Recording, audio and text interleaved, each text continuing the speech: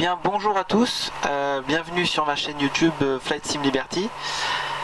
Dans mon Cessna 172, un simulateur que j'ai construit moi-même, j'ai souhaité dans cette vidéo vous faire part un peu de mes souhaits pour l'avenir de ma chaîne. J'ai pas mal de questions, etc. Donc je voudrais faire des petits tutoriels comme ça pour un petit peu, expliquer un petit peu comment fonctionne mon simulateur et en fait revenir à quelque chose de plus, de plus réaliste. Utilisation de checklist, utilisation des cartes de navigation réelles dans le monde de la simulation.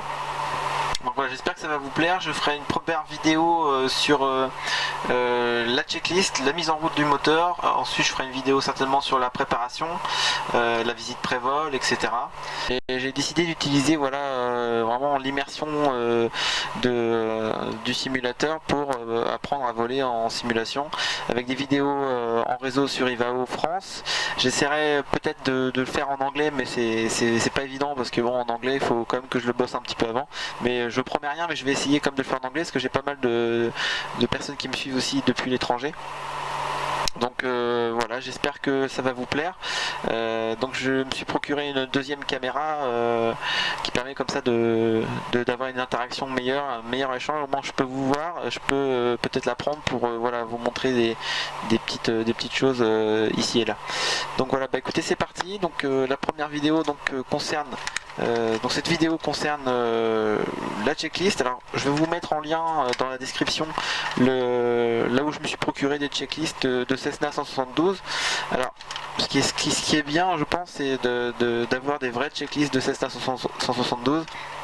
Et je me suis également procuré aussi le manuel de vol qu'on peut trouver sur internet. Je vais vous mettre le lien, tout ça en description. Et ça facilite, ça permet de mieux comprendre l'avion, ça permet de savoir un peu comment il fonctionne. Et j'ai l'air d'aller un peu au-delà dans la simulation et de pas d'aller un peu plus loin que de simplement démarrer, décoller, etc.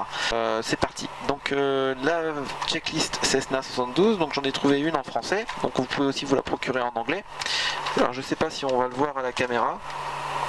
Donc voilà, donc moi je l'ai fait plastifier, tout simplement. Donc comment est composée une checklist? Donc vous avez une première partie ici. Donc premier item, visite pré-vol. Donc on voit en fait la checklist est composée de différentes catégories, de différents chapitres. Donc ici nous avons la partie visite pré-vol, donc qui va nous dire exactement tout ce qu'on doit vérifier sur l'avion avant d'embarquer. Nous avons ensuite deuxième chapitre ici, donc avant mise en route, qui consiste en toutes les dernières vérifications en fait avant la mise en route, une fois qu'on est installé dans l'avion. La checklist de mise en route, voilà. Alors surtout ne pas apprendre la checklist par cœur, parce que le but d'une checklist c'est bien de ne pas oublier un détail. Donc ensuite nous avons donc la checklist après mise en route. Donc nous allons voir tout ça tout à l'heure. Et ensuite on attaque sur les procédures décollage, les procédures en route, et on a aussi les procédures atterrissage, etc. Donc on a également sur cette checklist en fait les informations essentielles à l'avion, c'est-à-dire les régimes moteurs, les vitesses selon chaque phase, donc les vitesses de rotation, vitesse de croisière, par exemple vitesse de décollage 55 nœuds, montée initiale 75, montée normale 80, montée pente maximale 65 nœuds. Alors je vous invite également, si vous pouvez, vous avez un petit peu de sous à mettre, ça vaut le coup d'acheter le manuel CEPADUS du PPLA, qui est le manuel utilisé pour l'apprentissage du brevet de pilote privé, et qu'on peut utiliser pour la simulation, puisque dedans on retrouve tous les indispensables à savoir pour apprendre à voler, pour apprendre à connaître l'avion. Et je vous invite et ça coûte une soixantaine d'euros je crois. Je pense que ça vaut le coup d'investir dans ce genre de manuel pour apprendre la simulation d'une manière un petit peu plus poussée que celle qu'on a basiquement sur Flight Simulator. Alors mes petits tutos sont accessibles via Flight Simulator, via P3D, via Explain, etc. Ce sont des choses d'un petit peu génériques mais qui sont essentiellement orientées sur le vol monomoteur type Cessna ou autre. Après ça peut être un Piper Hopper PA28 ou etc. Mais moi, étant donné que j'ai construit un simulateur de Cessna 172, c'est vrai que moi je vais plutôt orienter les vidéos sur le Cessna 172. Voilà donc la checklist, je dirais, donc la checklist on la démarre donc par la visite pré-vol, donc ça fera l'objet d'une vidéo complète sur le pré-vol que j'essaierai de faire à mon aérodrome avec un vrai avion, c'est-à-dire de vous montrer comment on fait une checklist pré-vol qui pourra éventuellement servir aux personnes qui utilisent l'avion de chez A2A, le Cessna 172 de chez A2A qui est très complet, dans lequel il y a la visite pré-vol, etc. Les entretiens d'avion sont très importants. Aujourd'hui, on va se concentrer essentiellement sur la checklist de mise en route. Donc, la vérification avant mise en route, la mise en route jusqu'au taxi. On fera après une vidéo sur, je ferai également un petit tuto sur les essais moteurs avant décollage. Donc, nous admettons aujourd'hui qu'on a effectué notre visite pré-vol. Nous sommes dans l'avion. L'avion est en mode cold and dark, si on peut dire. Donc, nous avons la checklist avant mise en route. Frein de parc appliqué, donc simplement vérifier que le frein de parc est serré. Le robinet d'essence, donc le robinet d'essence c'est lui qui nous permet de, encore une fois, voilà, je vous invite à aller chercher le manuel de vol du Cessna, dedans où tout vous est expliqué. Donc le robinet d'essence, lui, vous permet de balancer, de prendre le carburant soit sur la gauche, soit sur la droite, selon, je dirais, la charge de l'avion, etc., selon les consommations. Voilà. Pendant le vol, ça permet d'équilibrer toujours l'avion. Donc on part sur Bose, c'est-à-dire on va utiliser au départ les deux réservoirs, en fait, aile gauche et aile droite. Les sièges sont réglés et verrouillés, donc dans un véritable avion, il faut savoir que voilà, avant toute démarche, on s'attache, on ferme les portes, on verrouille les portes, on verrouille les sièges. Le compensateur est réglé, donc on le positionne sur la position take-off. Le mélange étouffoir, contact avionique off. Interrupteur, tout est sur arrêt, donc nous avons bien ici tous les interrupteurs qui sont sur off. La pompe de gavage est sur off, donc la pompe de gavage c'est donc la pompe carburant. Les clés sont sur le tableau de bord, les instruments de vol, il n'y a rien d'anormal. Le compteur d'heure est relevé, donc on relève toujours le compteur d'heure avant tout vol pour pouvoir établir et je dirais savoir connaître le nombre d'heures que l'avion a effectué sur sa globalité et pour votre vol spécifiquement. Nous abordons donc le deuxième chapitre de la mise en route. Ici, la mise en route, donc batterie sur on, volet, on vérifie tout est bien rentré. Le panneau d'alarme testé, donc moi j'en ai pas sur mon simulateur.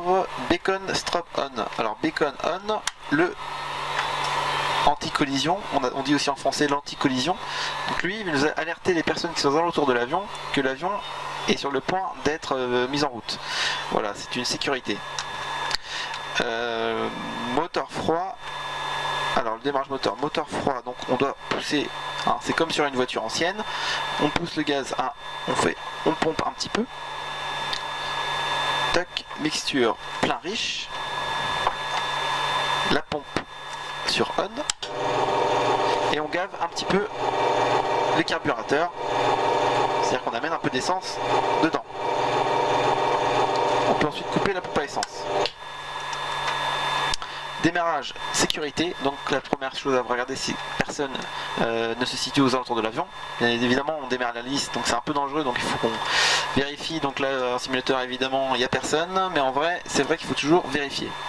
Les clés en place, donc on va desserrer le frein de parking et serrer les freins au pied, comme ceci, et on actionne le démarreur sur start.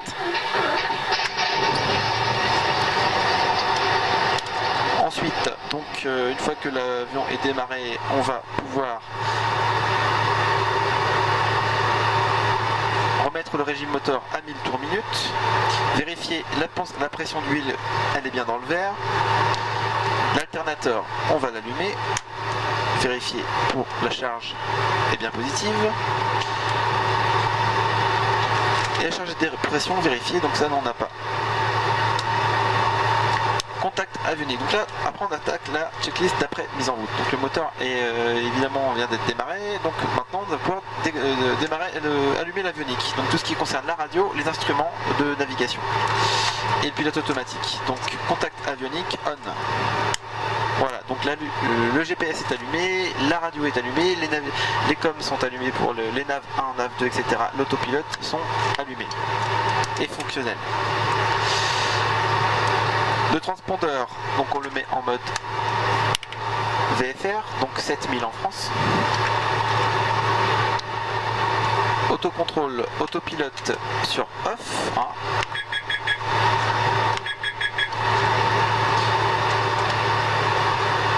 AirNav directionnel. Alors le directionnel, on le cale normalement sur la boussole. Donc moi j'ai pas de boussole, donc on va admettre qu'elle est bonne. Et je me cale également aussi sur le GPS. Donc sur le GPS, nous sommes calés. L'altimètre. Donc l'altimètre, on trouve l'altitude de l'aérodrome sur la carte VAC de chaque aérodrome. Donc vous l'avez ici. Par exemple, nous avons ici l'aérodrome de l'Essai. Altitude aérodrome, voilà, vous l'avez ici, donc c'est ici 96 pieds. Donc là nous sommes à Rennes, donc on va prendre Rennes. Donc Nantes, Rennes. Voilà, nous avons Rennes, Saint-Jacques. Donc la première page de la carte VAC, vous le trouvez sur le site SIA, dont je mettrai le lien également dans les vidéos. C'est indispensable pour vraiment aborder la simulation dans des conditions vraiment plus réalistes. C'est-à-dire que là, sur ces cartes-là, vous avez vraiment tout ce qu'il vous faut pour naviguer, toutes les informations pour chaque aérodrome, les fréquences radio qui sont conformes sur Ivao. Donc vraiment, c'est vraiment super d'utiliser ça. Si vous avez possibilité de les imprimer au travail ou à l'école, je sais pas. Vraiment, je vous incite à le faire parce que vous avez, voilà, ça donne une autre dimension à la simulation. Donc là, ici, vous avez vraiment l'altitude de l'aéroport, 124 pieds. Donc là, je vérifie. Donc QNH doit être calé sur 124 pieds. Bien évidemment, normalement, vous êtes censé avoir pris la TIS, etc. avant.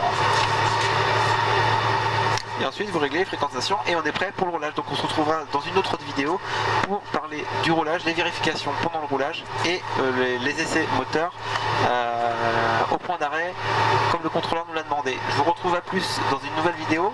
J'espère que ça vous plaît et que vous pouvez vous abonner, voilà, ça ferait plaisir.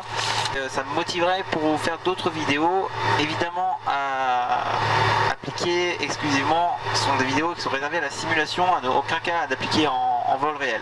Je vous dis à plus, salut!